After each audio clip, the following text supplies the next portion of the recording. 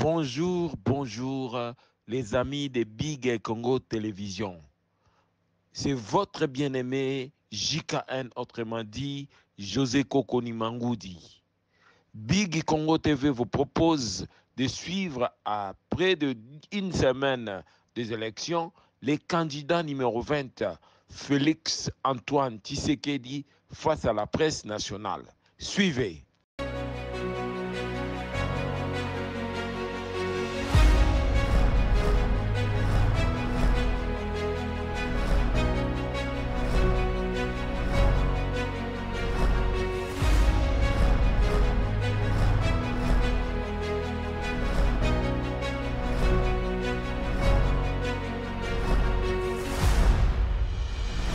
Mesdames et messieurs, amis téléspectateurs, bienvenue à ce programme spécial à l'occasion de la présidentielle 2023. Nous recevons un candidat, nous recevons un hôte de marque.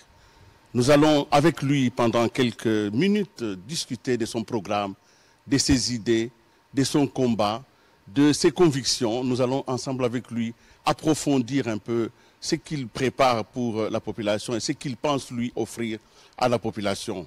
Et puis il répondra à des questions de journalistes qui sont d'ailleurs dans cette salle et que je vais demander à venir me rejoindre très rapidement sur ce plateau. Il s'agit de Myriam Bokechu,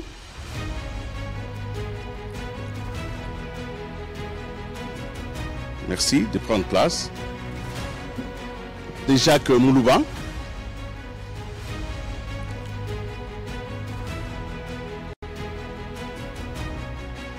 merci Jacques, Oscar Mbal,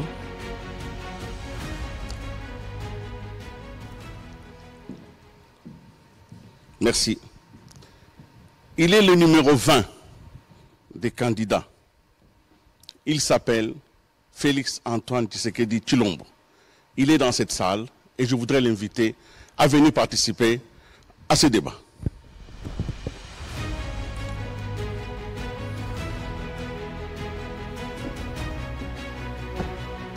Bonsoir. Bonsoir, monsieur le député. Je vous en prie. Bonsoir, madame.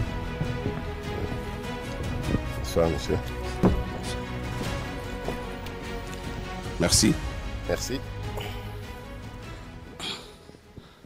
Merci d'avoir accepté de participer à l'alimentation de la démocratie en venant ainsi à ces débats. Mais avant que nous commencions ces débats, je voudrais vous demander si vous autorisez d'accepter quelques consignes qui vont nous permettre de passer un très très bon débat ensemble. Vous êtes le président de la République démocratique du Congo et à ce titre, toute la nation vous doit révérence. Mais ce soir, vous êtes le candidat numéro 20 et à ce titre aussi, nous devons vous traiter comme on traite tous les candidats. Bien sûr. Acceptez donc que ce soir, vous soyez appelé Monsieur Félix Antoine Tshisekedi Tshilombo, mais aussi le président. Ça dépend. Donc si l'un d'entre nous vous appelle par Monsieur Félix Antoine Tshilombo, il ne faut pas vous en offusquer. C'est de la démocratie. Je ne me suis jamais offusqué. Merci. Aujourd'hui, votre nom, Félix Antoine Tshisekedi, va porter la fonction. Ainsi, et ça c'est la première des consignes. La seconde, nous avons 90 minutes. C'est le maximum qu'on nous a donné pour pouvoir épouser tous les sujets. Et parce que nous avons beaucoup de questions, nous allons essayer de raccourcir les réponses.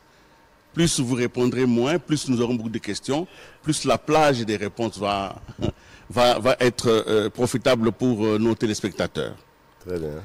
Nous allons donc entamer ce débat, et surtout que vous avez accepté de venir. Et il ne nous a pas échappé que vous êtes venu participer à ce débat, alors que vous aurez pu, comme je le disais, dire, bon, écoutez, je m'en passe. Bon, écoutez, je suis en fonction, je m'en passe. Mais vous avez accepté de venir, et venir ici pour respecter sans doute peut-être le CESAC. Première question, qu'est-ce qui s'est passé pour que vous veniez? Pourquoi vous avez accepté d'arriver ici ce soir, alors que d'autres n'ont pas voulu venir? Ben parce que je dirais... Enfin, permettez-moi d'abord de saluer Je vous en prie. le parterre de journalistes qu'il y a là et vous remercier pour l'honneur et l'occasion que vous m'accordez de m'exprimer, de parler au peuple congolais à travers la RTNC. Et donc je suis, comme vous le savez, issu d'une génération qui s'est battue pour la démocratie dans ce pays. Et je suis héritier justement de ces grands combattants de la liberté et de la démocratie qu'ont été les Etienne Tshisekedi, les Kibasa Maliba, les Ngalula Pandangila, Makanda Mpinga, paix à leurs âmes, et j'en passe. Et donc, j'ai toujours eu cela comme philosophie politique. Le respect de l'adversaire, mais surtout le respect de notre peuple. Parce que c'est lui le souverain primaire, c'est lui qui détermine qui il veut voir à sa tête. Et c'est pour ça que je pense que lorsqu'on veut solliciter les suffrages de ses compatriotes, on doit se présenter à eux et leur dire ce que on entend faire de leur destin dans la période qui nous est donnée, celle de 5 ans de mandat.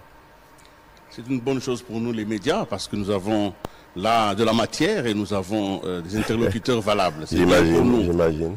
Alors nous allons donc entamer cet échange. Nous voulons que vous soyez le plus à l'aise possible parce qu'il s'agit de la vie de notre nation et il s'agit donc des questions fondamentales qui touchent la survie de notre nation et de notre peuple. Alors vous venez de passer 5 ans au pouvoir. C'est quand même une grâce sur les 100 millions d'habitants. Vous êtes celui qui a quand même une des plus grandes expériences aussi, entre autres. Mais qu'est-ce qui vous a motivé? Quel est le fondement de votre démarche actuelle?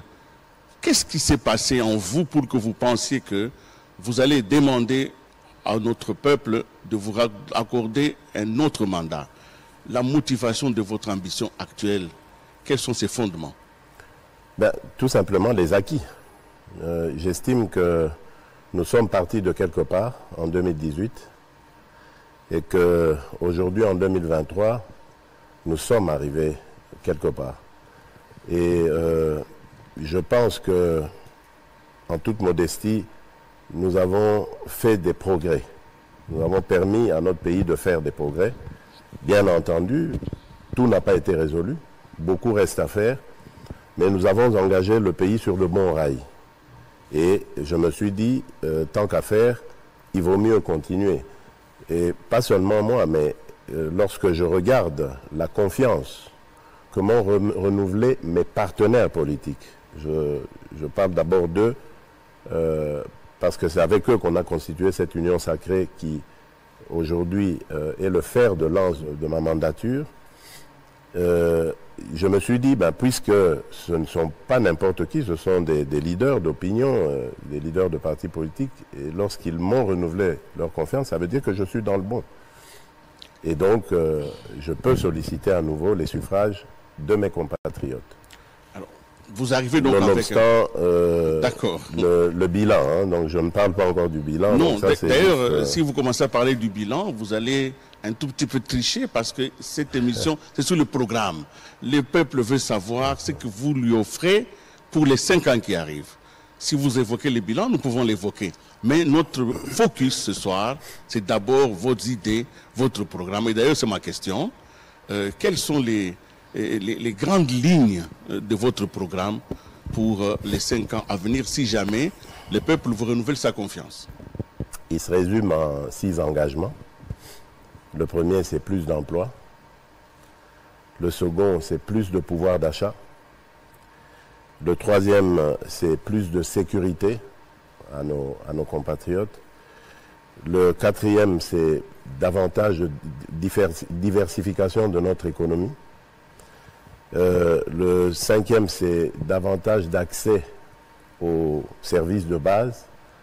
Et enfin, le sixième, c'est le renforcement de l'autorité de l'État par une administration qui est modernisée, et bien organisée, bien structurée. Merci.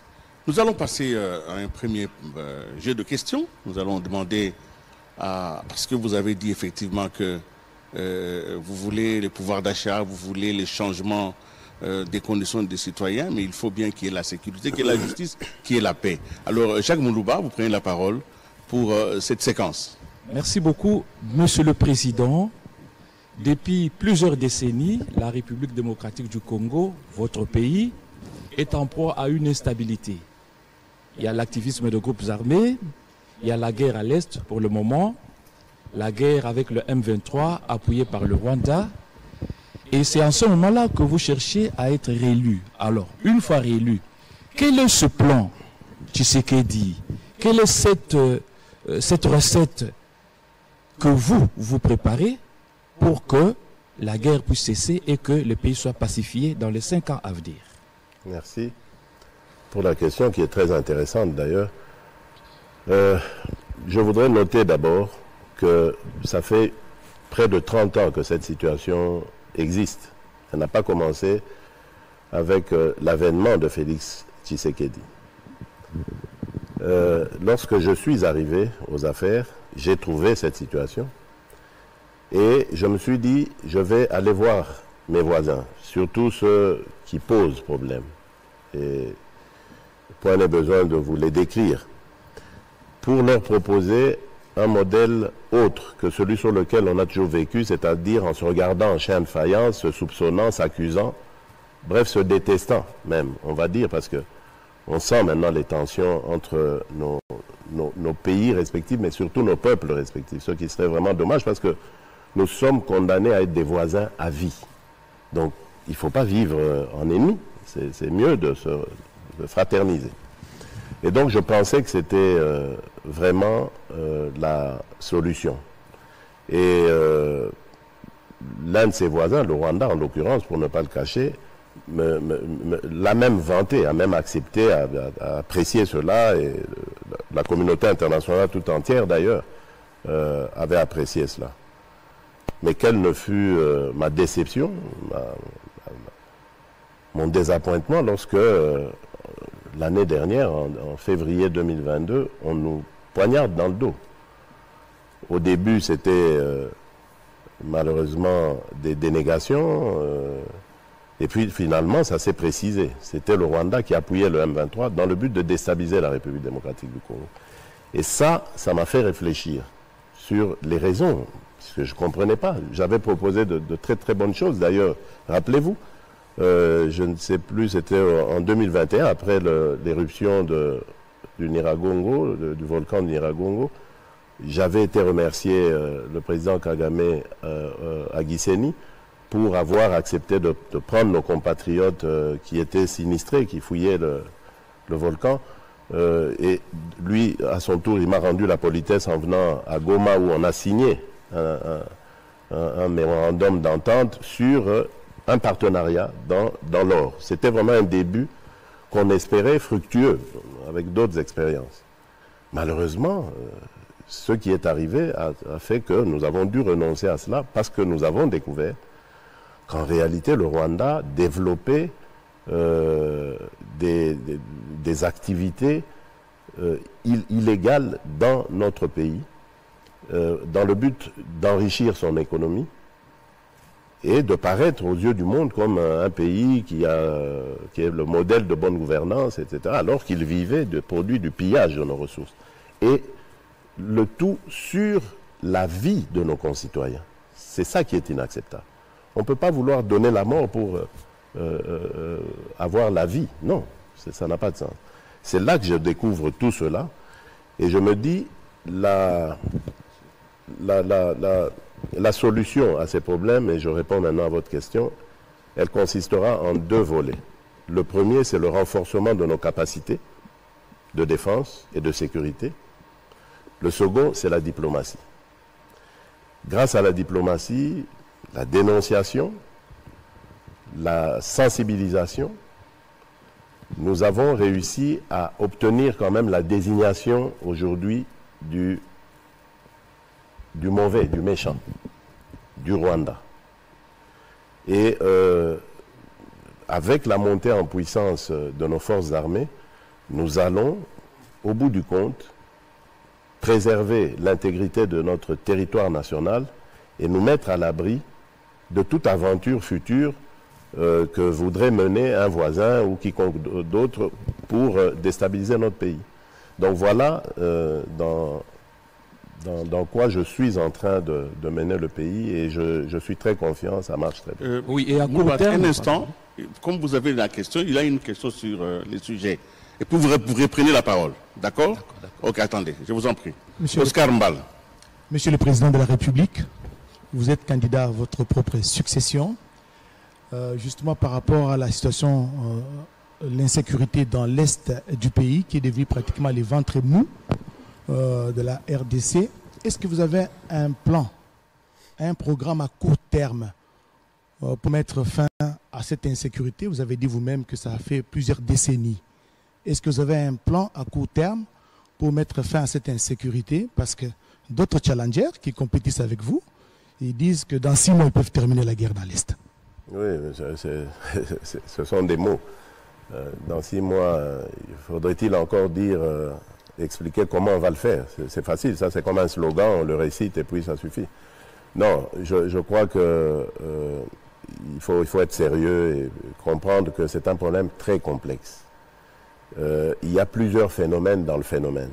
Il y a l'agression de pays voisins avec pillage des ressources de la RDC en prime et massacre de nos populations.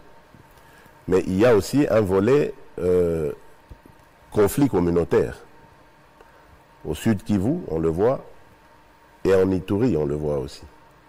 Donc vous voyez, il y a un conflit à plusieurs vitesses là, une vitesse internationale ou régionale, on va dire, et une autre plus interne. Et donc, il faut y aller méthodiquement et de manière tout à fait, j'allais dire, différente, avec des approches différentes. Donc voilà, c'est ça. Nous sommes en train de le faire. Vous avez vu qu'en Ituri, aujourd'hui, c'est vrai qu'il y a encore l'existence de ces groupes armés, Codeco, Zaïre et tout ça, mais il y a moins de conflits intercommunautaires. Nous continuons les efforts de renforcement des capacités de nos forces de défense et de sécurité, parce que c'est comme ça qu'on va maintenir l'ordre. Mais également, j'ai parlé dans mon programme de renforcement de l'autorité de l'État, parce que si vous regardez bien dans ces contrées, souvent, il n'y a pas d'autorité de l'État. Donc c'est cela qui va nous amener à maintenir l'ordre et le vivre ensemble. Alors l'autre volet, c'est plutôt le comportement du voisinage. Mais ça, c'est comme je l'ai dit, il faut sensibiliser la communauté internationale, mais en même temps être suffisamment dissuasif pour les garder chez eux et les maintenir à l'écart de nos intérêts. Vous reprenez le micro. Oui, Monsieur le Président, vous avez parlé de la montée en puissance des forces armées de la République démocratique du Congo. Justement, après les opérations de mixage et brassage de triste mémoire, vous êtes arrivé à réformer en dotant donc, les forces armées d'une loi de programmation militaire, justement pour arriver à renforcer cette capacité. Est-ce que vous avez engagé ou vous entendez mener d'autres réformes au sein de l'armée pour justement arriver à de bons résultats? Oui, bien sûr. Mais vous savez que nous avons déjà la loi de programmation militaire, une loi qui n'a jamais été votée dans l'histoire des forces armées de la République démocratique du Congo et qui va permettre à notre armée d'avoir un budget conséquent qui l'accompagnera dans toutes ces réformes. Les réformes existent, donc c'est déjà ça, c'est là la réforme. Et puis l'autre, ce sont les équipements que nous sommes en train d'apporter, la modernisation de notre armée par des formations de top niveau, et aussi le fait, l'autre but, c'est d'extirper tous les mauvais éléments. Vous avez parlé de brassage, mixage et tout ça. Effectivement, je crois que l'une des raisons de l'affaiblissement de notre armée ont été ces opérations. Ces opérations ont amené des gens qui n'avaient rien à voir avec le service militaire, qui n'avaient rien à voir avec leur présence dans l'armée, et ils ont eu des comportements totalement inappropriés pour des j'allais dire, des gardiens de la paix, des gardiens de la sécurité.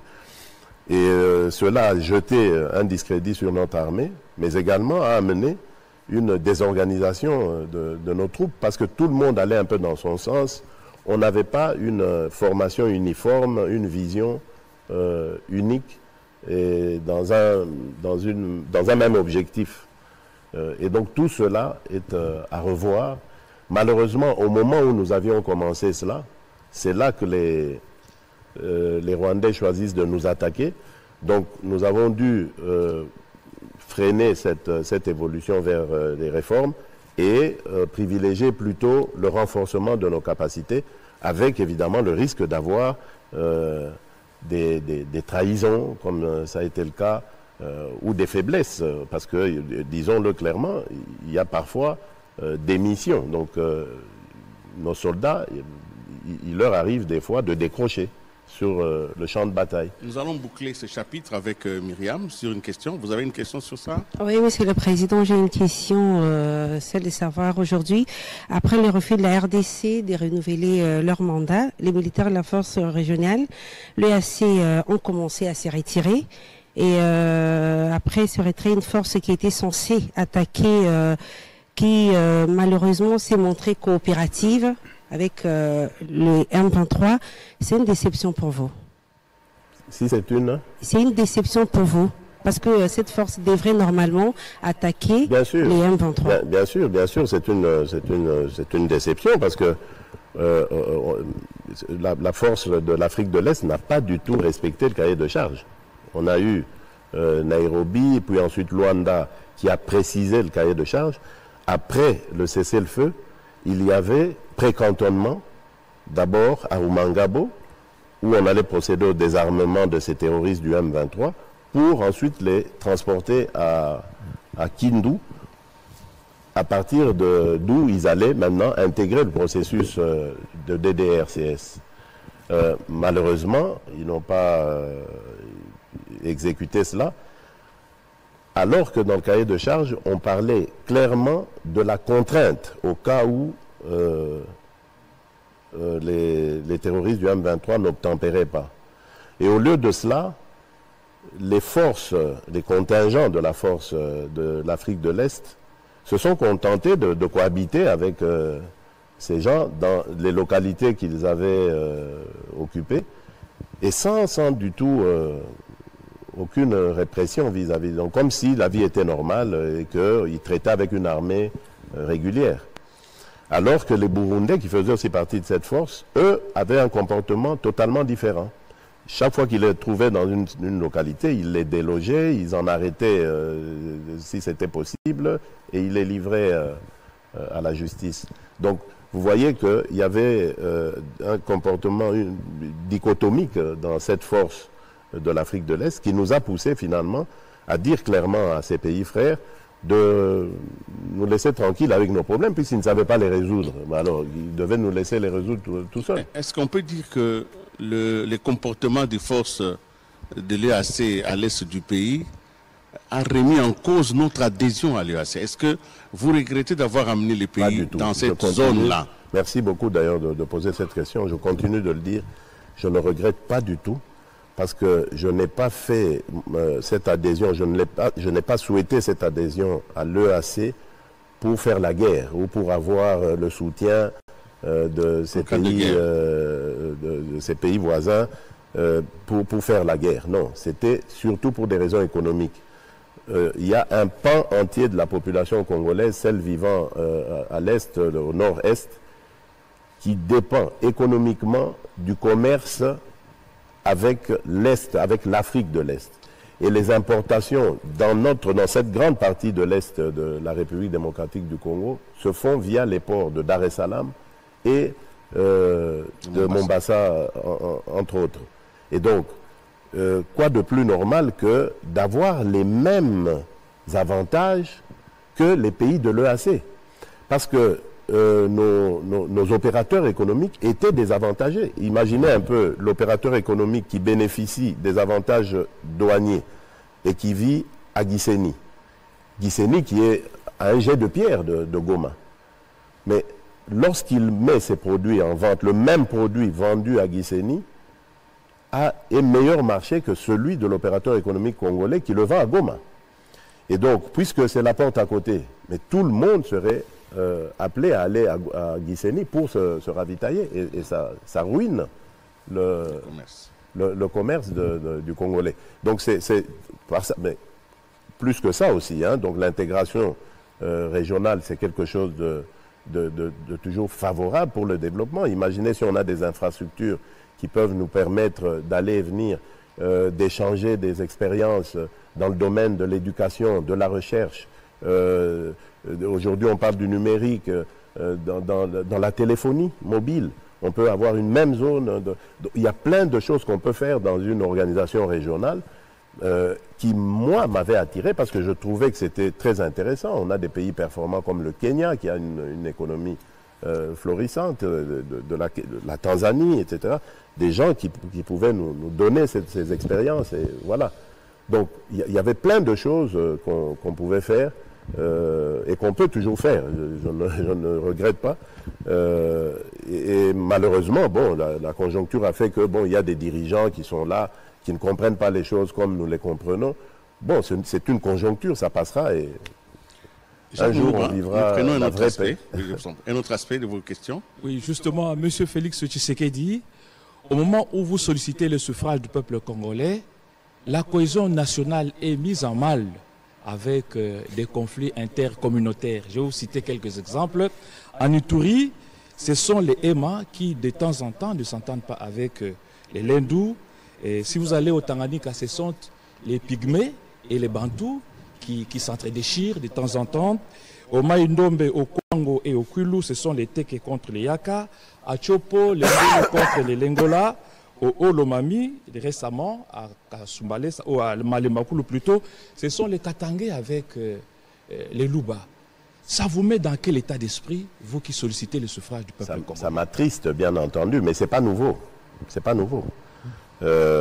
Rappelez-vous, avant les élections de 2018, il y a eu dans le Maïndombe déjà encore des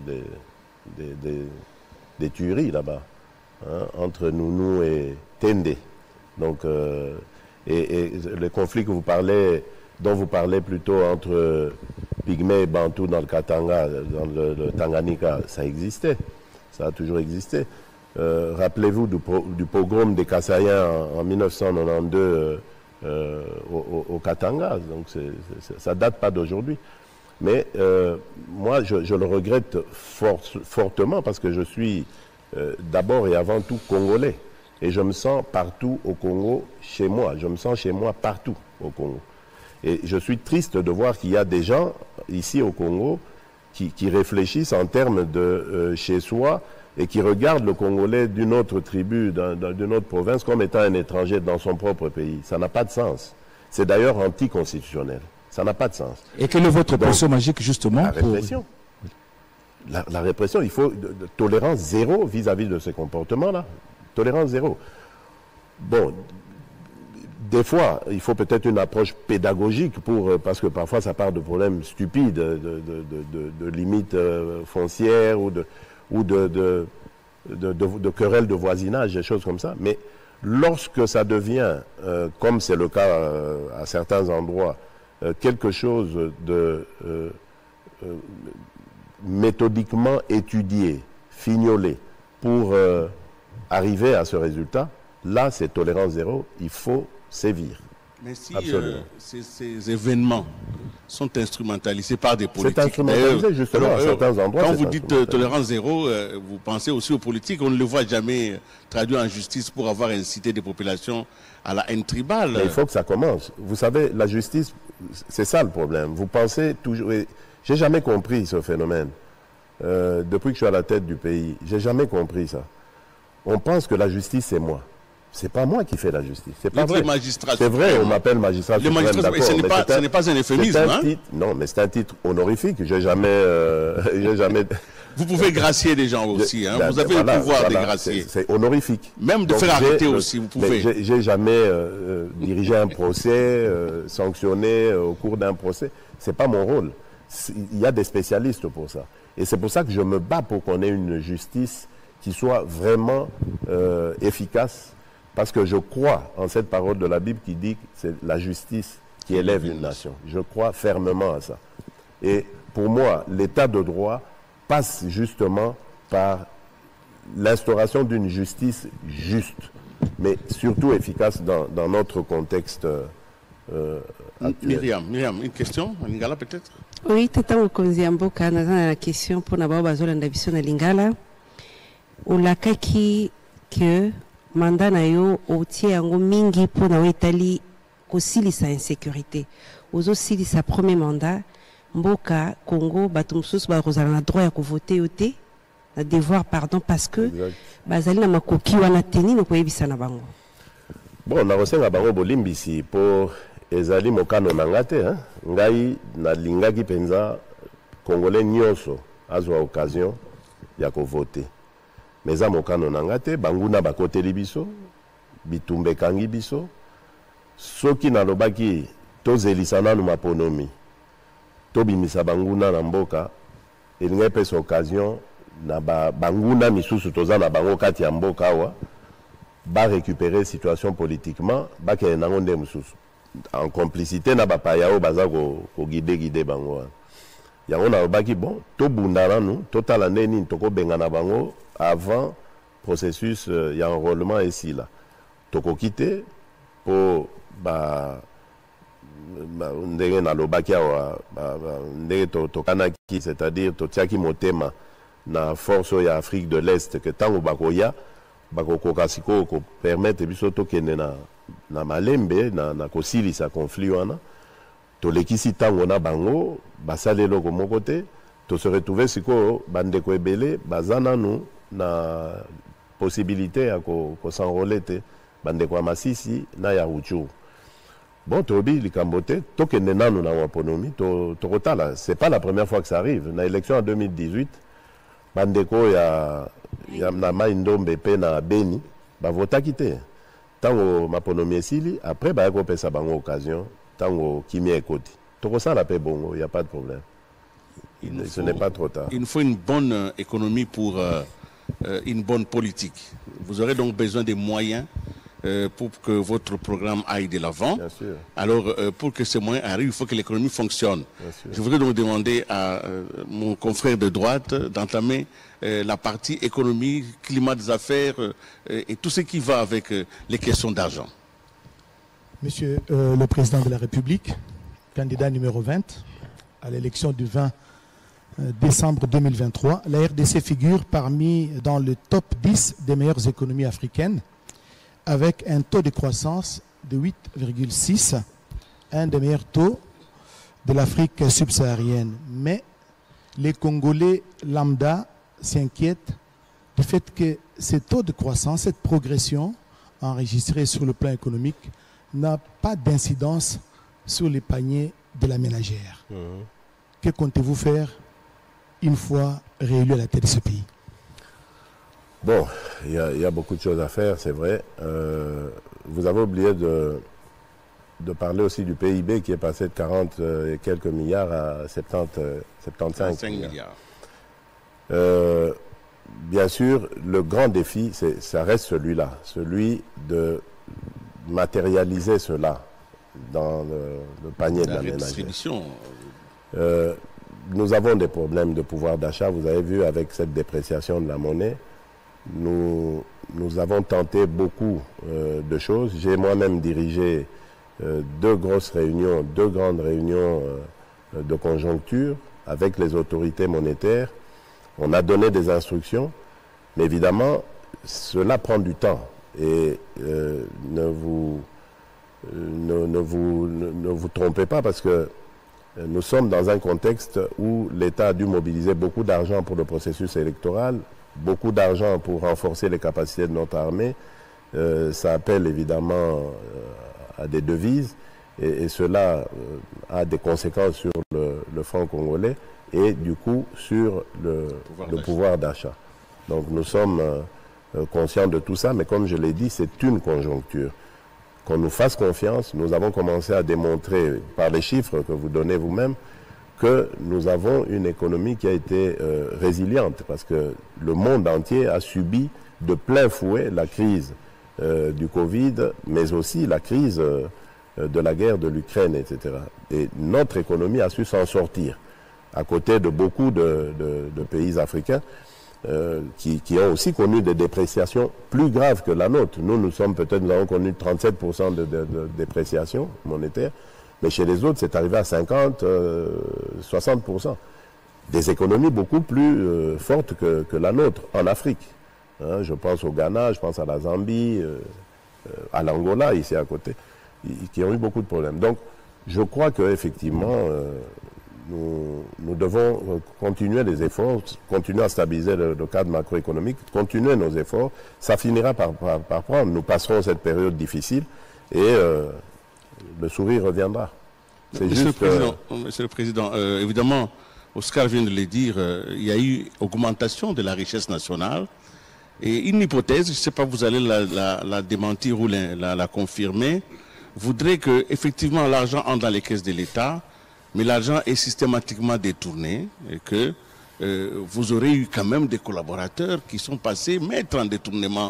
On parle des millions et ça a donné même les tournis. Hein, ça donne des tournis. Arrêtez de vous en parler. On parle des millions chaque jour. Vous savez, au Congo, plutôt, oui. J'allais dire, tout le monde est voleur. Ça, j'ai déjà remarqué. La première injure qu'on adresse à un politique, c'est Moïbi. Oh, ah, Moïbi. Sans preuve, mais on dit quand même Moïbi. Attention, n'oubliez pas que nous sommes le régime qui a mobilisé le plus de ressources. Donc ça veut dire qu'on a réduit comment vous appelez ça encore, les détournements. Les détournements des ressources. Ben oui, parce que si on arrive à un budget de 16 milliards, on mobilise davantage de recettes. Parce que la production a augmenté aussi un peu. Hein, ouais, il n'y a pas que le vol. Hein. Oui, mais tout est à notre avantage, tout est à notre... voilà, donc c'est pour vous dire qu'on a travaillé quand même à juguler cela. L'IGF, à qui j'ai donné un pouvoir régalien, a fait un travail énorme, un travail très appréciable. Pourquoi est-ce que vous ne le mentionnez pas? Ça n'existait pas avant. L'IGF existait, certes, mais elle était une coquille vide. Aujourd'hui, grâce à son inspecteur général, Jules Alinguete, on a avancé, on a réussi à juguler beaucoup de mes gestions. Mais évidemment, je crois qu'il y a encore beaucoup de travail à faire. Et il y a des solutions, d'autres solutions dans lesquelles on est en train d'aller, le numérique, hein, avec la dématérialisation de l'économie. Je crois qu'elle nous aidera beaucoup.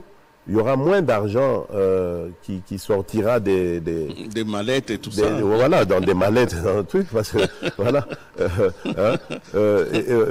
Et puis, rentrer tout le commerce informel, là, quand on va le remettre dans le secteur formel, je crois que tout ça va contribuer à davantage lever les fonds. Tout ce que je demande, c'est qu'on me fasse confiance, parce que la détermination est là et le sens d'orientation est là. Nous savons ce que nous voulons. Nous l'avons déjà commencé. Simplement, on n'a pas eu assez de temps pour vraiment le faire éclore. Vous savez, on a eu un mandat très difficile, 2 ans pendant lesquels on a tergiversé dans cette alliance, cette coalition FCC-Cash qui nous faisait tourner en rond. On allait de conflit en conflit, de discussion en discussion sans jamais en sortir. Puis finalement, quand je réussis à renverser cette majorité, à l'obtenir pour moi tout seul, on tombe dans les conséquences du Covid qui nous amènent en tout cas jusqu'à 2021, l'avènement du gouvernement Samalou Kondé, avril 2021. C'est là qu'on a commencé à faire du travail. Mais jugez-nous à partir de là et regardez les résultats. Moi, j'ai toujours dit au Premier ministre, qui est un homme très brillant, mais tellement modeste que pour moi, c'est le Premier ministre, le meilleur Premier ministre de l'histoire de la République que nous avons eu. Regardez ce que ce gouvernement a pondu en peu de temps. Mais évidemment, à partir du moment où les gens disent « Tozo liate », ça c'est le mot-clé. C'est Mais ça c'est qu'il faut qu'on justement ça réussisse. l'objectif de Mais, toute politique. Bien sûr. C'est d'arriver quand même la solution, à donner à manger à la population. La solution, c'est dans la diversification de notre économie. Aujourd'hui, nous sommes une économie d'importation, alors que nous avons des capacités de production ici en interne. C'est ça que nous sommes en train de faire avec l'agenda de transformation agricole. Nous sommes dans des politiques, mais ce n'est pas du jour au lendemain que ça va se faire. Les infrastructures de routes, comme les routes de desserte agricole, ce n'est pas du jour au lendemain qu'on les construit. Donc c'est du temps que ça prend. Mais l'essentiel, c'est d'y avoir pensé, de l'avoir conçu et de l'implémenter, ce que nous sommes en train de faire. Donc il y aura des résultats forcément reluisants, mais il faut nous refaire confiance. Ça passe par là. Oscar. Et je pense que nous méritons cette confiance parce que nous avons déjà commencé Nous à sommes en montrer train d'en quelque parler. Oscar, une question? Oui, M. Félix Antoine Tshisekedi Tshilombo, j'ai suivi les 6 piliers de votre programme, n'est-ce pas, des campagnes. Parmi les... de mes engagements. Oui, les 6 engagements, justement. Bien sûr, oui, c'est des piliers. Oui, mes parmi engagements. ces engagements, vous avez parlé de la diversification de l'économie. Ouais. Et par où allez-vous commencer? C'est la première question. Par où allez-vous commencer s'il faut diversifier l'économie congolaise? Et les Congolais voudraient savoir, ça c'est la deuxième question, si dans le cadre de votre programme, il est prévu la réduction du train de vie des institutions. Parce que, vous le savez, ces institutions sont aujourd'hui taxées des budgétivores et même sujettes à des dépassements budgétaires. Bien sûr. Je vais commencer par l'agro-business. L'agriculture est un domaine dans lequel on peut créer des millions d'emplois directs et indirects.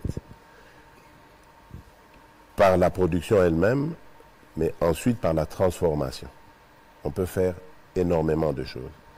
Et les idées sont là. Nous avons le programme d'industrialisation qui consiste à créer des zones industrielles et desquelles vont émerger des milliers de petites industries qui vont générer beaucoup d'emplois et de richesses. Donc je crois que la diversification économique, elle va passer par là. J'ai parlé de la transformation dans l'agriculture, mais aussi dans les mines. Vous savez, j'ai mené ce combat lorsque j'ai été en Chine. J'ai rencontré nos partenaires chinois et je leur ai dit, écoutez, je ne suis pas content de ce que nous faisons. Et j'avais le rapport de l'IGF qui disait, depuis que ce partenariat existe, la Chine a engrangé 10 milliards, nous on n'en a engrangé même pas un. Donc on est à 900 et quelques millions. Je dis c'est injuste, ce n'est pas du tout équitable, nous devons revoir cela.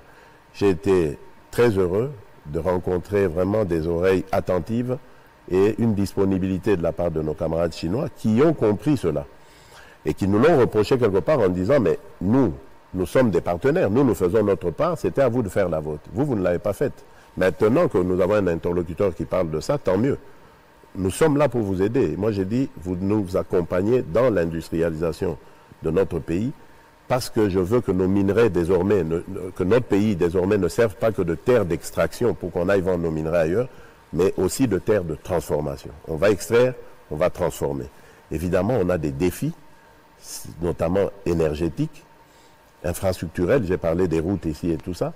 Donc il faut qu'on dote nos localités, bref notre pays, de capacités énergétiques qui puissent nous permettre d'implanter des industries de transformation. C'est ça le défi, qui a un peu commencé avec le programme de développement des 145 territoires, mais qui est appelé à se renforcer parce qu'il n'y a pas que les 145 territoires qui vont apporter eau et énergie et électricité, mais il y a aussi d'autres partenariats avec les Chinois, par exemple, le barrage de Boussanga. Enfin, il y a d'autres partenariats. Donc voilà. En ce qui concerne et le numérique aussi, générateur de beaucoup d'emplois, de richesses, de mobilisation de recettes, etc. Ça, c'est aussi un domaine. Et aujourd'hui, nous sommes les premiers, le premier gouvernement à l'avoir fait, à avoir un ministère du numérique, une agence nationale du numérique. Nous sommes parés aujourd'hui pour attaquer ce phénomène. Et dans les mois à venir, les années à venir, nous créerons des millions d'emplois grâce à ça. Donc vous voyez que l'avenir est plutôt rose et non pas sombre. Parmi les attentes des grands investisseurs dans le monde, il y a cette carence en énergie. On dit que le Congo est un très grand pays, une très bonne destination, mais il n'y a pas d'énergie. Votre gouvernement, vous-même, vous aviez lancé le projet du Grand Inga. Il faut quand même reconnaître que c'est resté un peu dans le domaine des slogans. Qu'en est-il exactement de ce projet et auquel projet vous avez associé celui du port en eau profonde de Banana? C'était des projets intégrateurs, vous en avez parlé. Peut-être que nous ne le savons pas maintenant que nous en parlons, mais est-ce que nous pouvons savoir si ça a commencé? Si ça n'a pas encore commencé, est-ce que dans les 6 engagements que vous avez, vous comptez toucher à cela? Oui, bien sûr. Vous avez parlé du Grand Inga, et je ne suis pas d'accord avec vous lorsque vous dites que c'est un slogan. Non, non, pas du tout, on travaille. Malheureusement, il y a eu beaucoup de découragement de nos partenaires avant que je n'arrive aux affaires. Donc lorsque je suis arrivé aux affaires, j'ai trouvé une sorte de consortium sino-espagnol qui n'avait de consortium que le nom. Parce que lorsque j'ai vu les uns et les autres, ils ne savaient même pas qu'ils existaient en tant que consortium. Voilà, donc on était un peu dans le vide. Là, j'étais, j'allais dire, assez découragé. Et puis j'ai vu quelques intérêts qui se manifestaient, notamment un ancien patron de la Banque mondiale, il est coréen, je crois, qui avait amené un groupe d'intérêts. Mais on a eu des discussions et puis le Covid est arrivé, on n'a pas pu continuer. Puis il a disparu. Puis il y a eu un Australien qui s'est manifesté aussi. Lui, c'était un peu plus accentué. Mais finalement, on n'a pas eu de conclusion intéressante parce que tout simplement, ce n'est pas un constructeur de barrage. Donc lui, il avait une vision au-delà de la construction du Grand Inga, c'est-à-dire la production de l'hydrogène vert. Mais il se proposait de financer la construction d'Inga. Et alors, son montage n'était pas du tout encourageant, pas du tout motivant. Donc, ça s'est effrité. Mais le sérieux que le pays a commencé à montrer a ressuscité les anciens intérêts, ceux dont je disais qu'ils avaient disparu. Aujourd'hui, les Chinois sont très intéressés. Et, tenez-vous bien, la Banque mondiale aussi nous dit qu'elle est intéressée. Donc les discussions se font pour voir quel montage nous allons faire, mais c'est un intérêt particulier. Et à chacun de ces interlocuteurs, je leur dis, attention, j'aimerais aussi qu'il y ait des intérêts africains. Je pense là à l'Afrique du Sud, par exemple, au Kenya aussi, je crois qu'il avait manifesté ce genre d'intérêt, et peut-être à d'autres États. Mais je voudrais qu'on réserve aussi une place à l'Afrique, parce que le Grand Inga va desservir l'Afrique. Toute l'Afrique, oui. Voilà. Absolument. Donc, mais le port en eau profonde? Le port en eau profonde, bon, c'était un projet qui datait de l'époque de mon prédécesseur, qui avait été très mal ficelé, très mal ficelé, ça je vous le dis, parce que je l'ai tenu de la bouche du chairman de DP World lui-même, le constructeur, le développeur du projet, qui m'a dit, Monsieur le Président, c'était à Davos en l'année du Covid, là, 2020, juste avant le Covid. Il m'a dit, Monsieur le Président, je suis d'accord avec vous parce que j'avais émis des réserves. J'ai dit, moi, je ne continue pas. Et à ce moment-là, leur contrat s'achevait au mois de mars de 2020. Et je leur ai dit, écoutez, ou on s'entend maintenant, ou bien moi je laisse filer le temps, on est en janvier, mars c'est dans 2 mois, et vous perdez tout. Et je cherche un autre... Alors il m'a dit, Monsieur le Président, vous avez raison. Ce projet était très mal ficelé. On s'est même demandé si ceux qui avaient fait ça étaient des Congolais. Authentique, ce que je vous dis. Je lui ai dit, voilà, ben, moi maintenant, je vous dis, moi je suis Congolais, je veux revoir ce projet, et voilà comment on l'a mis en place. J'ai été reçu à Abu Dhabi, à Dubaï, on a discuté de cela, de la faisabilité. Ça a un peu pataugé au moment des années Covid, là. Et puis finalement, on a bien démarré. Et là, les coups de pioche ont commencé. Hein, donc le projet est en construction. Mais il est en 2 phases, parce qu'il y avait le camp de l'armée navale, là, de la force navale. Il fallait délocaliser. Oui, il fallait le délocaliser. Moi, j'avais demandé qu'on commence d'abord à délocaliser et reloger nos forces navales avant de commencer le grand... Parce qu'il ne fallait pas les mettre à la rue et puis que l'État se retrouve encore en train de devoir... Donc, on va remettre le camp à cet endroit. On les déloge d'abord pour refaire le camp, parce que le camp va rester là. C'est l'entrée d'une grande frontière, donc le camp de la force navale doit être là. Et un peu plus loin, ils vont développer le port. Et c'est sur la bonne voie, il n'y a aucun problème. Oscar Mbal. Monsieur le Président, à vous entendre parler, j'ai l'impression qu'il y a un énorme souci avec les climats des affaires en République démocratique du Congo, des contrats mal négociés. Je voudrais savoir quelles sont les réformes phares que vous préconisez une fois reconduit à la tête du pays à l'issue de ces élections, si jamais vous êtes réélu. Quelles sont ces réformes phares que vous comptez faire pour assainir justement le climat des affaires en RDC et favoriser les investissements étrangers? Mais déjà, il y a quelque chose d'inédit que j'ai fait depuis que je suis là, c'est de créer une cellule climat des affaires qui est annexée à la présidence. Et ces braves gens, ces braves jeunes gens sont en pointe de l'évolution du climat des affaires, du suivi de l'évolution. Et vous avez d'ailleurs vu... je crois que vous étiez au courant de cet événement aussi inédit qu'on a organisé sur le baromètre du climat des affaires, qui consistait à réunir tout le parterre économique de la République démocratique du Congo, donc le public et le privé, pour analyser ensemble l'état de la situation et donner une évaluation à l'évolution de la situation du climat des affaires. Et c'est ce que je tiens à accentuer, évidemment, parce que cette cellule, c'est vraiment un vrai baromètre qui est à mes côtés, un vrai miroir qui me permet de lire à travers le travail qu'elle fait, l'avancée ou la situation du climat des affaires en République démocratique du Congo. Et elle est très bien outillée et elle me donne de bonnes orientations pour ce faire. Donc je compte simplement continuer à lui faire confiance et à travailler de pair, parce que vous savez que c'est une affaire de collaboration, le climat des affaires. Nous devons travailler de pair avec le public et le privé.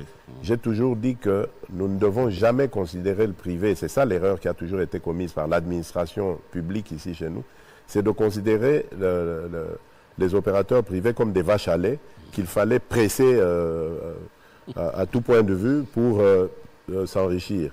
Et du coup, eux, ils ont un réflexe de défense, ils utilisent soit la corruption pour échapper ou la fraude pour ne pas être taxé. Donc, il faut d'abord travailler à ramener la confiance et à rassurer tout le monde et à avancer pour que tout le monde comprenne que nous avons un seul et même intérêt, c'est la République démocratique du Congo et son développement.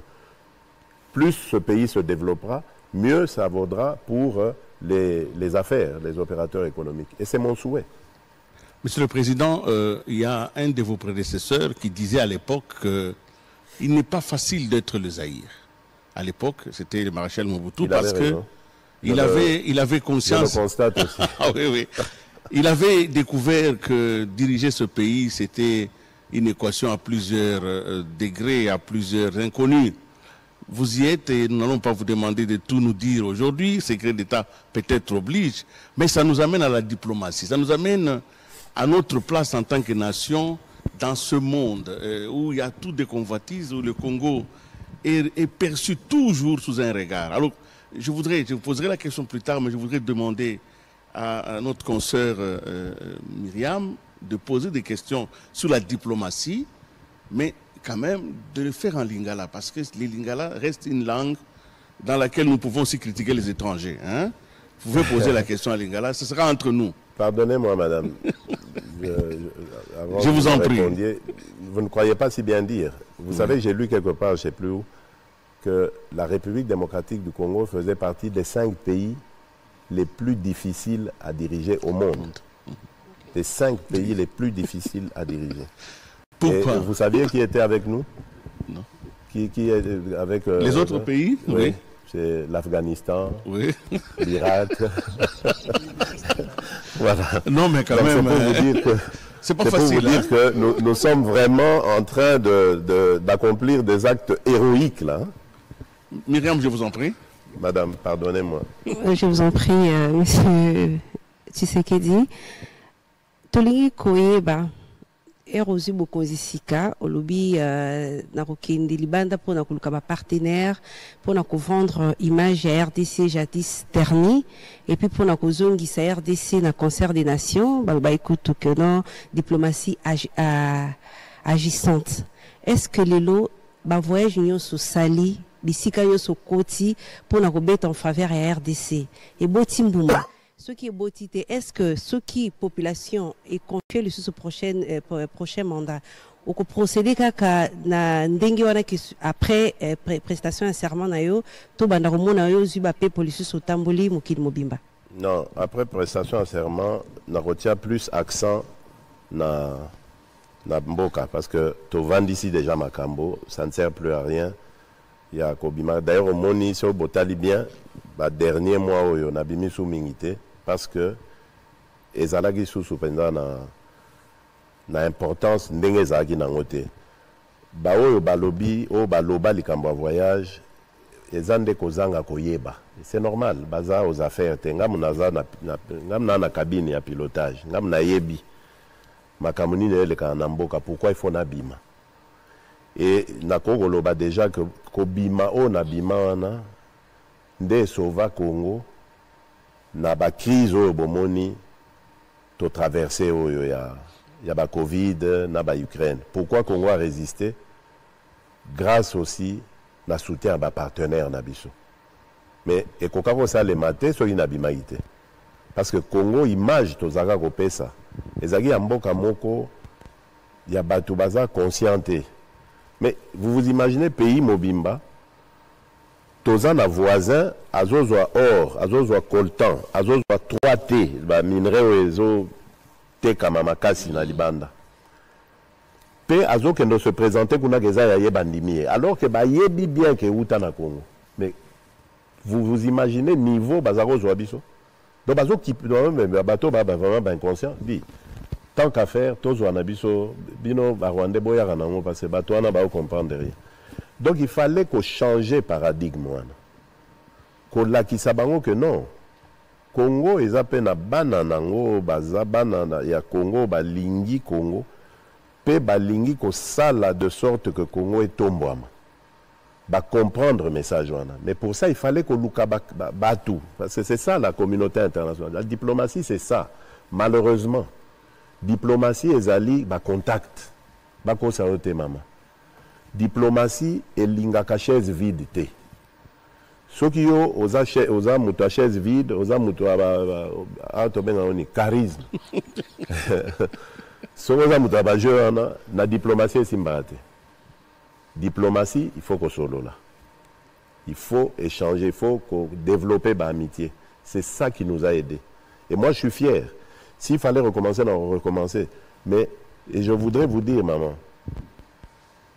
Ba voyage wana ezaka ya plaisir te hein po ozana idée te ya ndenge na kembaka ba heure à vol tamso koma boye ba biso que lobby ezoba na 8h du matin yo koma ba 2h 3h du matin fatigue à voyage mais il faut kende il faut solo là bah c'est pas facile donc vraiment ça ne ngai vraiment si c'était que bon ba proposer eloko musu na ngana pona eloko wana que ba voyage c'est éprouvant. Mais monsieur le président même partenaire wana baza ko financer Rwanda o azali pays agresseur et RDC moi tu bazo jouer double jeu. C'est pour ça que nazo lo banayo likambo yo ezali et umeli depuis 30 ans. Pendant 30 ans tozaki absent. Webi frazo na auto lo bano na yoka kiango et pa ya sous-secrétaire d'État américain, on a Yambaki, je ne sais plus, il y a quelques mois, na Tant que na lobeli, quand on a besoin de soutenir Boye, vraiment, bazo coup fait pas nangai, ça fait besoin de génocide à Rwanda, il y a 94, d'accord. Mais chez moi, ça fait près de 10 millions. Qui en parle? Bino tout, boza complice. Donc, na moni penza, maman, ningani, aïdi singa bi, Monsieur le Président, c'est normal. Pendant 30 ans, nous n'avions pas d'interlocuteur dans votre pays. Ça l'analyse à phrase, on va comprendre ce que ça veut dire. Voilà. Moulouba, Jacques Moulouba, on passe à un autre thème. Vous avez la recherche scientifique et les capitales humaines. C'est vous qui avez ce thème-là. Merci beaucoup. Je crois, Willy, vous allez me laisser un peu de temps, puisque ici, nous parlons maintenant du social. Posez vos questions. Monsieur le Président, nous allons parler de l'enseignement, l'éducation, la gratuité de l'enseignement. Et laissez-moi évoquer quelques chiffres, puisque la gratuité, elle est opérationnelle, elle est palpable, même s'il y a d'autres qui n'y croient pas. Mais avant que vous... Il y a encore des gens qui n'y croient pas. Oh, tout à fait.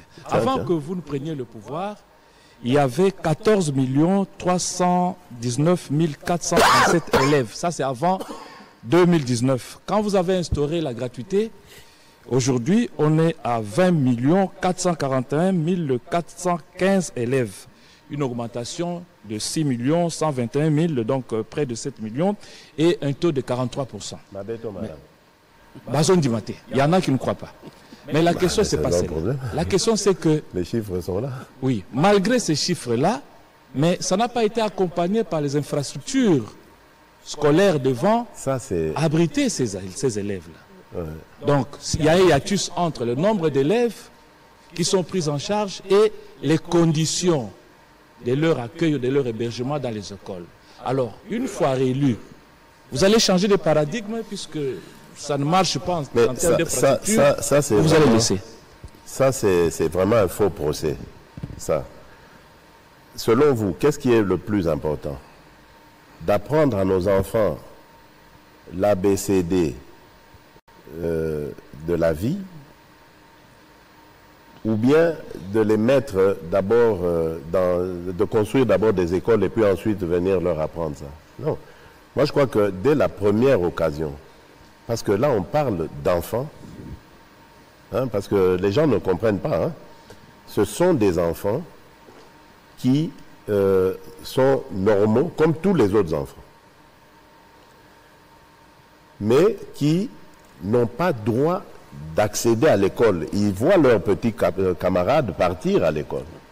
Eux restent à la maison parce que papa n'a pas d'argent, maman n'a pas d'argent pour qu'ils fassent comme les autres. Vous vous imaginez la frustration d'un tel enfant qui va grandir analphabète,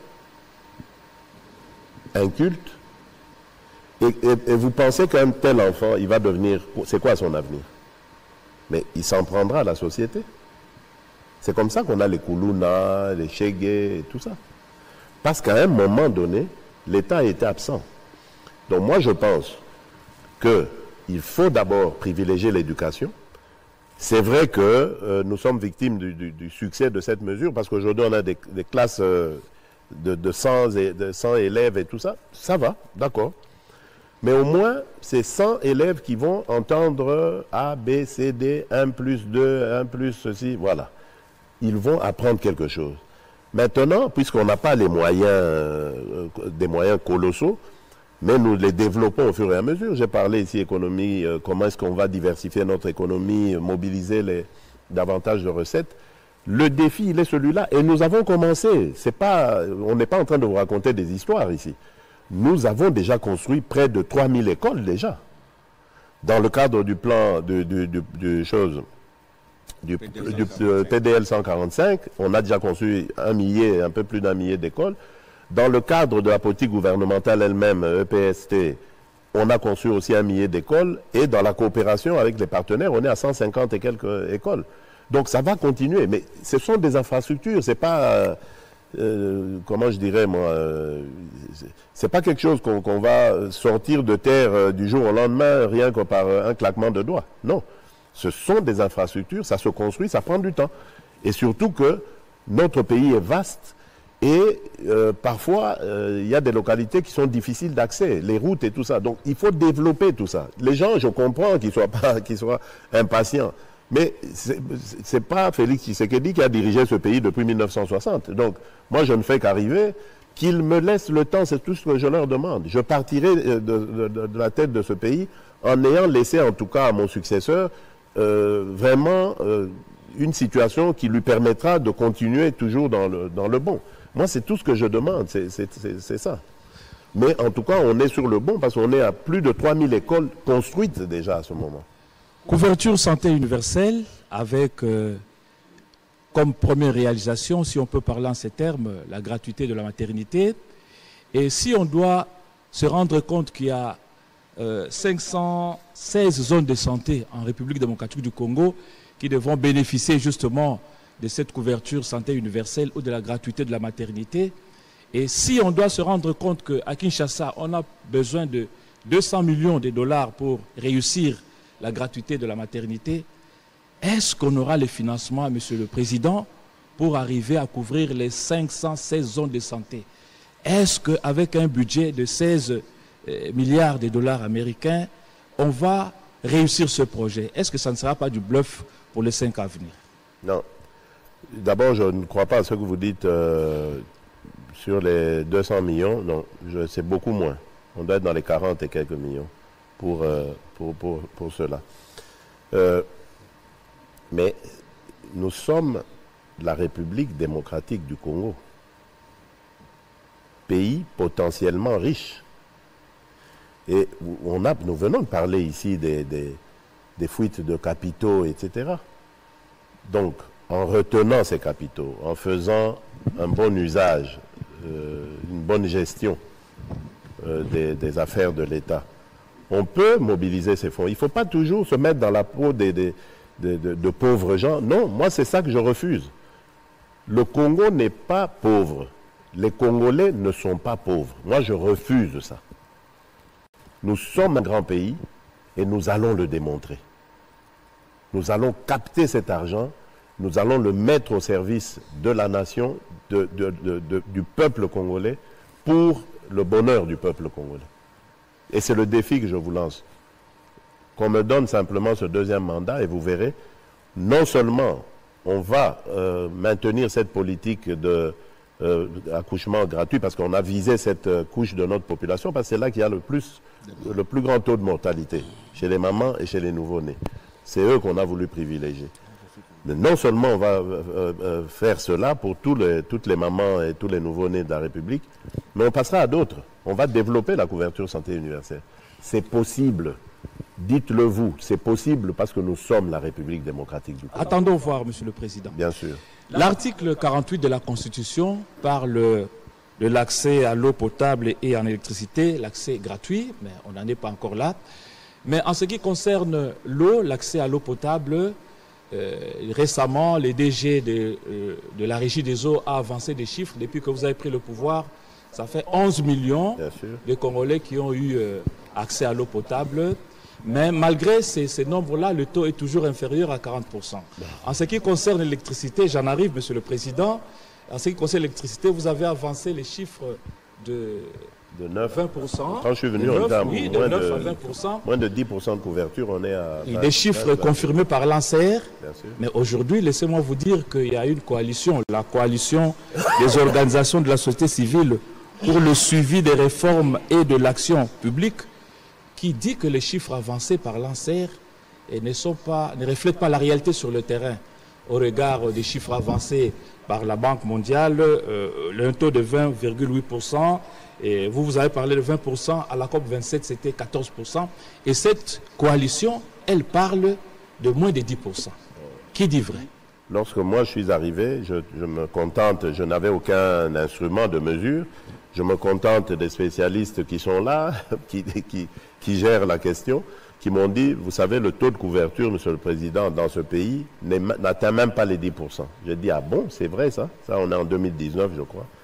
J'ai dit, bon, on va batailler ferme pour le lancement Et d'ailleurs, à ce moment-là, j'ai lancé le programme Mwinda. C'était à ce moment-là. Au moment où je lance le programme Mwinda, j'ai pris de mes propres ressources de la présidence et j'ai donné l'exemple, montré l'exemple en mettant là-dedans. Et ensuite, j'ai formalisé la direction de l'ANSER et j'ai développé des partenariats aussi. Donc l'un dans l'autre, on est arrivé à peu près 20% de couverture. Mais on va se dire, bon, ceux qui le disent là, ils ont de quoi prouver ceux qui avancent. Donc c'est chacun qui avance ses chiffres. Mon objectif, c'était qu'à l'horizon 2030, on soit à 70% de couverture. Et parce que, évidemment, j'ai demandé aux spécialistes qui m'ont dit, pour moi, si ça ne tenait qu'à moi, on serait à 100%. Mais évidemment, j'ai demandé aux spécialistes, ils me disent, au rythme où l'on va, à l'horizon 2030, on sera à 70%. J'ai dit, bon, tant qu'à faire, je prends. On part de 9%, je vous signale. Donc, tant qu'à faire, on y va, on avance. Aujourd'hui, on a plusieurs possibilités. Nous avons près de 800 sites dans le pays où nous pouvons développer de l'énergie hydroélectrique. 800 sites. Nous avons un pays ensoleillé où le soleil brille du 1er janvier au 31 décembre. Donc nous pouvons générer de l'énergie solaire grâce à notre environnement, notre agriculture, on va dire, etc. On peut aussi générer de l'énergie d'une certaine manière. Donc, nous avons des tas de pistes sur lesquelles nous pouvons couvrir le pays tout entier et dans une vitesse plus rapide même que ce qui était prévu par certains spécialistes. Et moi, c'est le défi que je me donne. Je pense qu'à l'horizon 2030, enfin 2028, pour ceux qui me concernent, si je suis réélu, je crois qu'on sera très loin. Monsieur le Président, il y a quelques mois, vous êtes parti à Londres, vous avez lancé ce principe-là de Congo Pays Solution. Nous sommes donc là dans la question stratégique du climat, dans la transition énergétique et numérique. Aujourd'hui, le Congo semble être au cœur d'un dispositif mondial pour résoudre des problèmes de la planète. Mais nous avons l'impression qu'ici au Congo, nous ne sommes pas encore à la mesure du défi attendu par le monde sur nous. Pourquoi? Alors, c'est la question que je vous pose. Non, c'est votre impression, ce n'est pas la mienne. Très bien. Mais alors, quelle est votre politique dans les 5 ans qui viennent pour que nous puissions répondre aux défis que le monde attend de nous? Le monde attend de nous quoi? Le monde attend de nous que nous puissions conserver nos forêts parce que ces forêts participent au combat contre le réchauffement climatique. Mais le monde attend aussi que nous puissions produire le lithium parce que ce produit va participer à la mise en place des batteries. Ça fait beaucoup d'enjeux. Comment vous comptez combiner tout cela, conserver la nature, conserver le climat, en même temps permettre aux populations de vivre de tout cela? On peut peut-être arriver au point qu'à la fin, tout le monde s'est servi sauf la population. Non, ça n'arrivera pas. D'abord, je dois vous dire que nous sommes un pays, comme vous l'avez dit, qui a des atouts, lesquels atouts d'ailleurs sont, j'allais dire, sont parlants. Donc, à eux tout seuls, ils parlent. On n'a même pas besoin de les vanter. Nous avons aujourd'hui, nous avons 60% du bassin des forêts tropicales du bassin du Congo, donc nous avons 60, un peu plus de 60%. Et le bassin du Congo est devenu le premier poumon au monde. On dépasse même l'Amazonie maintenant, oui, selon certains chercheurs, certains scientifiques. Et donc ça doit se capitaliser. Malheureusement, nous avons eu des engagements qui ne sont pas respectés de la part de la communauté internationale, qui devaient aider justement des pays comme les nôtres, qui ont des atouts aussi considérables, à pouvoir préserver ces forêts. Parce que c'est un patrimoine mondial maintenant. C'est grâce à ces forêts qu'on n'a pas de scandale climatique. Il y en a déjà aujourd'hui des catastrophes, mais grâce à nos forêts, on maîtrise encore certaines choses. Or, il y a des populations qui vivent de la déforestation. Parce qu'elles se chauffent avec le bois, elles cuisinent avec le bois, elles construisent des habitations avec le bois, etc. Donc elles déboisent. Je ne parle pas de l'activisme armé, comme de ces forces terroristes du M23, tout ça, dans le parc de Virunga, etc., qui vivent aussi en déboisant et en détruisant la biodiversité, qui contribue aux choses, à rassurer le monde à lutter contre le réchauffement climatique. Mais bon, la communauté internationale avait pris des engagements, elle doit les respecter.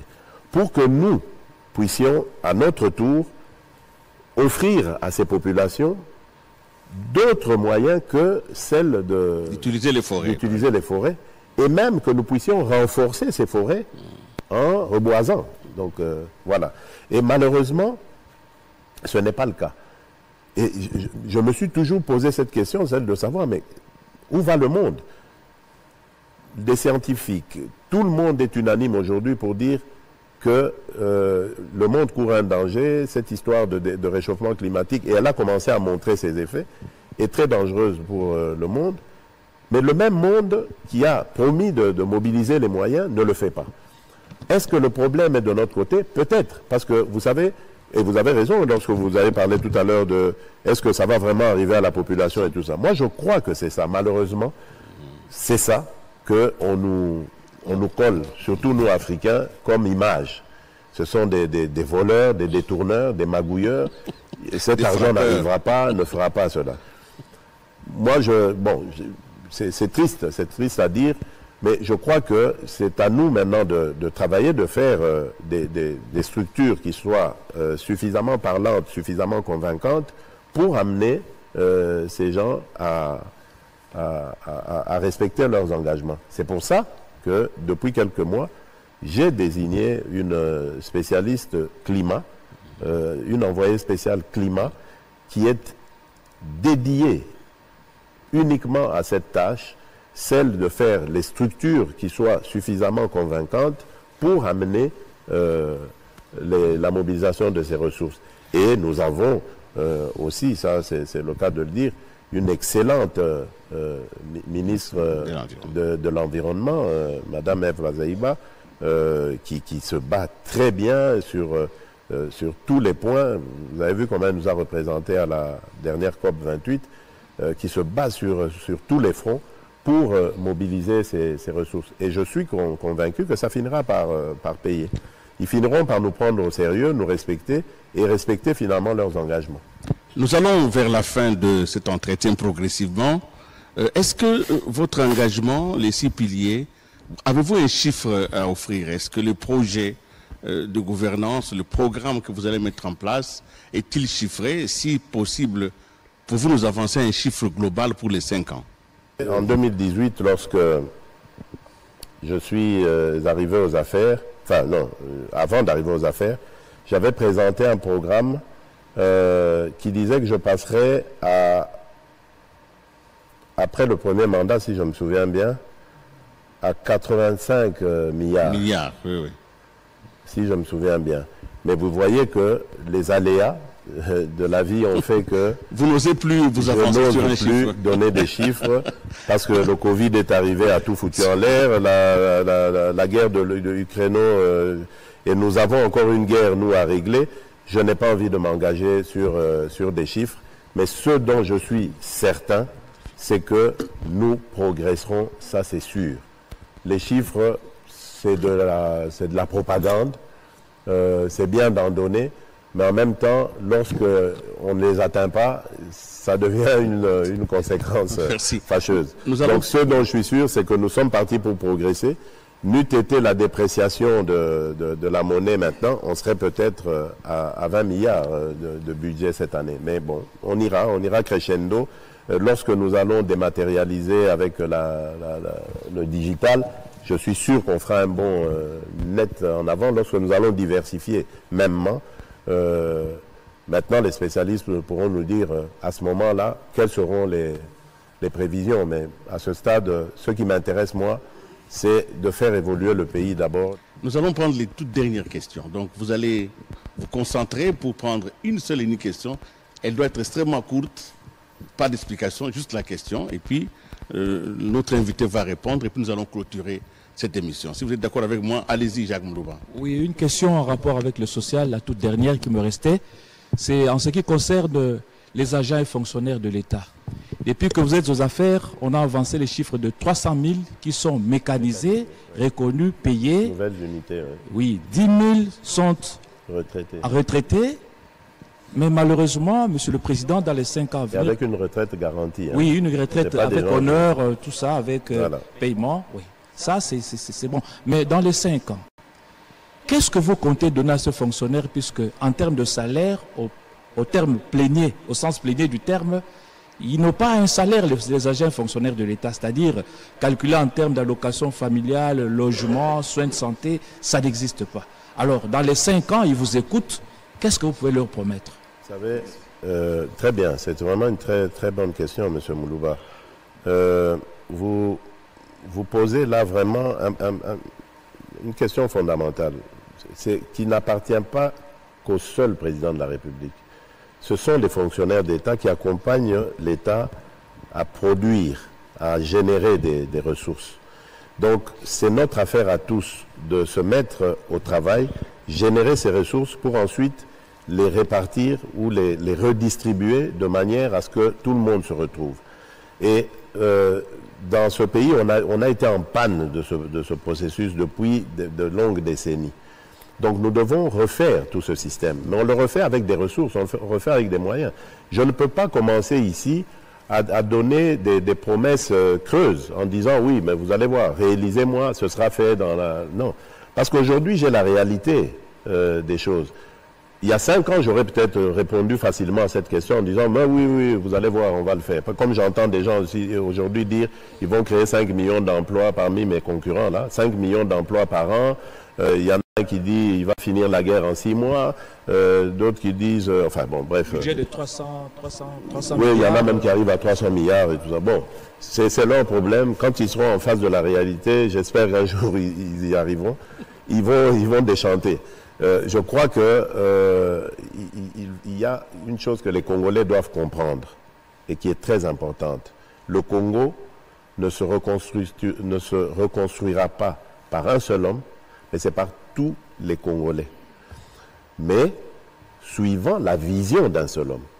Et cet homme, c'est le candidat numéro 20 qui parle et dit nous devons nous donner la main, mettre de côté toutes nos antivaleurs, les querelles tribales, la corruption, l'impunité, tout ça, nous donner la main pour l'amour du Congo et des Congolais.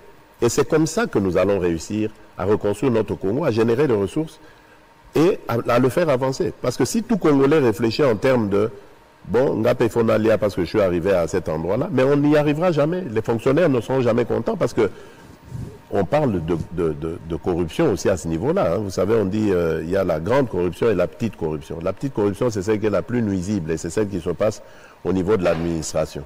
S'ils ne nous aident pas à juguler cela et à nous mettre au service du Congo et des Congolais, nous n'y arriverons pas. Et ce n'est pas la bonne volonté, la détermination du président Félix Tshisekedi qui résoudra le problème. Donc, on doit, les fonctionnaires, ce sont les juges, les magistrats, les fonctionnaires, ce sont les enseignants, les fonctionnaires, ce sont les médecins, les fonctionnaires... Voilà, c'est tout ça, la fonction publique, c'est tout ce monde-là qui contribue à mobiliser les ressources pour que le pays aille de l'avant. Si on ne se met pas dans le bon sens des choses, on n'y arrivera pas. Oui, Monsieur le Président, vous êtes en train d'achever votre premier mandat. Pensez-vous que vous l'achevez en position délicate sur le plan de la justice parce que le fonctionnement de la justice aujourd'hui est en contradiction avec l'état des droits que vous prônez? Non, je ne suis pas d'accord avec vous, madame. La justice n'est pas... Si vous m'aviez posé cette question il y a peut-être 1 an, je vous aurais dit oui. Mais je crois qu'avec les dernières réformes, la justice a fait quand même un bond en avant. Et ça, je l'entends chez les magistrats eux-mêmes, qui me disent aujourd'hui, il y a la peur du gendarme.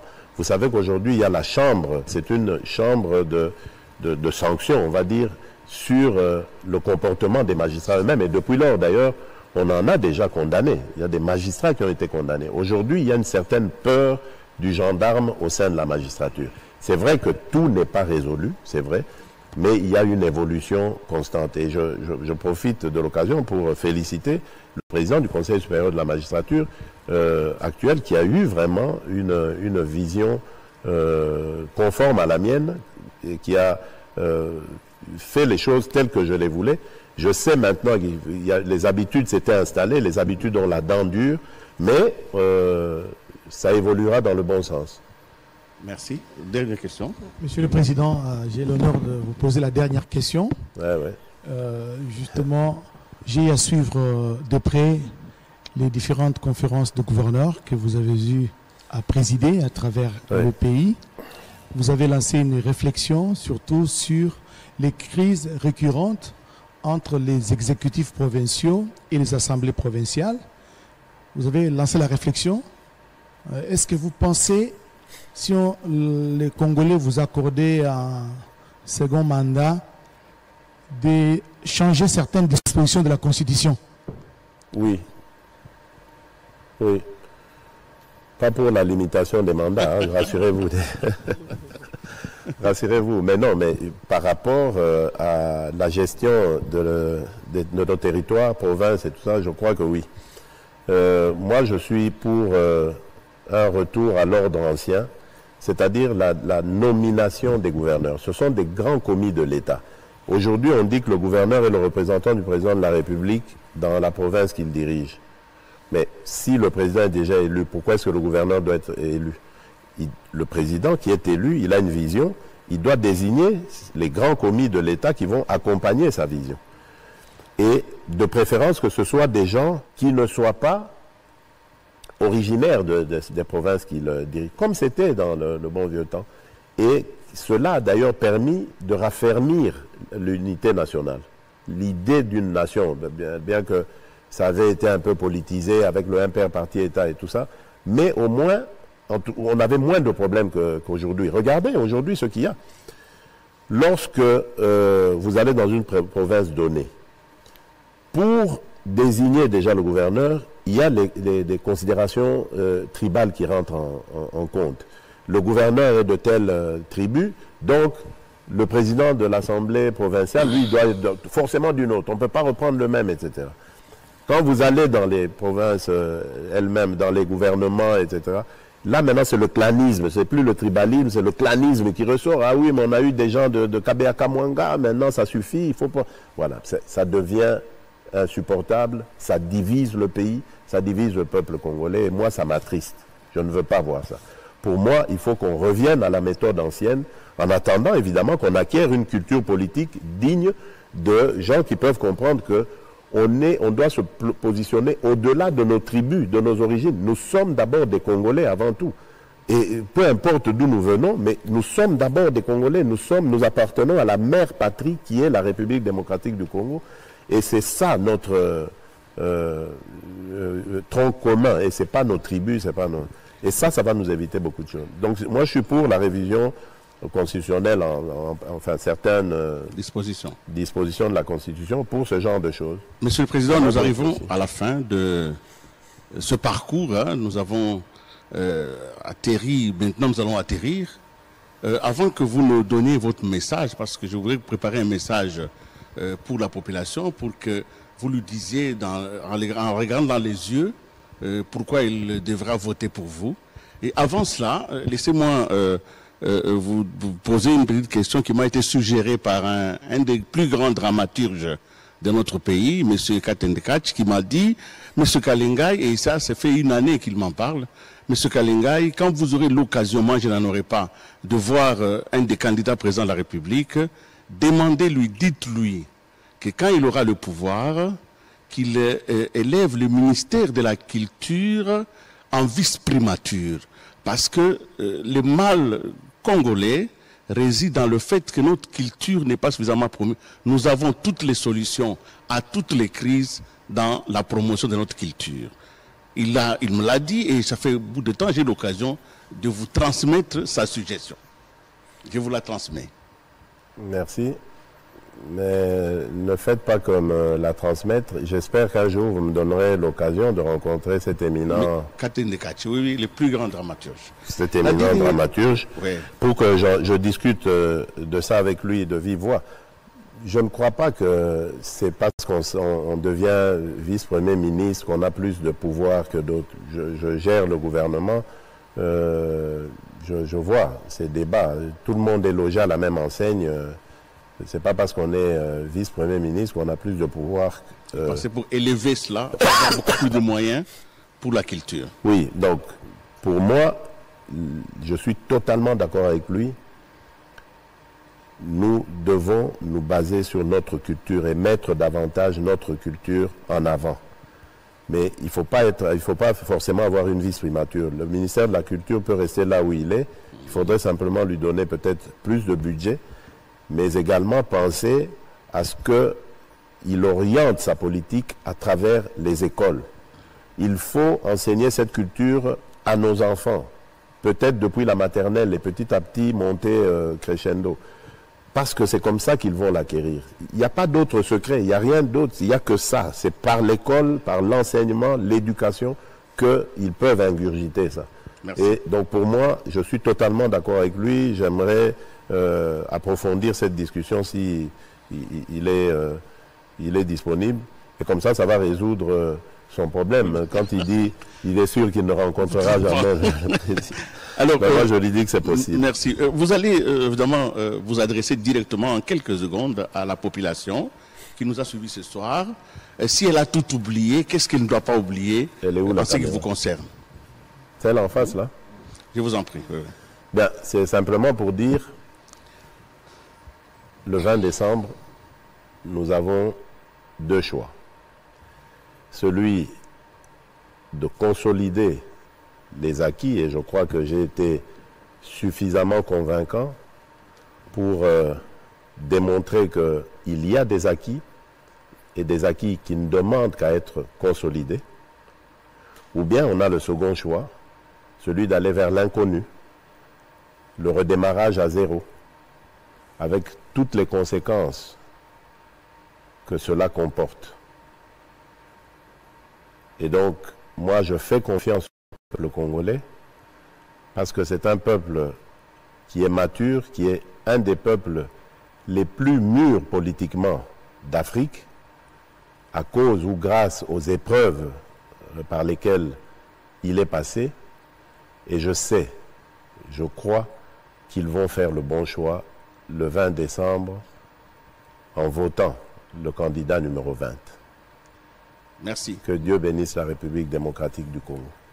Merci, nous vous remercions d'avoir été avec nous aujourd'hui et surtout d'avoir répondu à cette œuvre de redevabilité. Oui. Nous pouvons vous souhaiter que bonne chance pour la suite de votre campagne en espérant que Dieu va vous protéger pour déjà le Congo.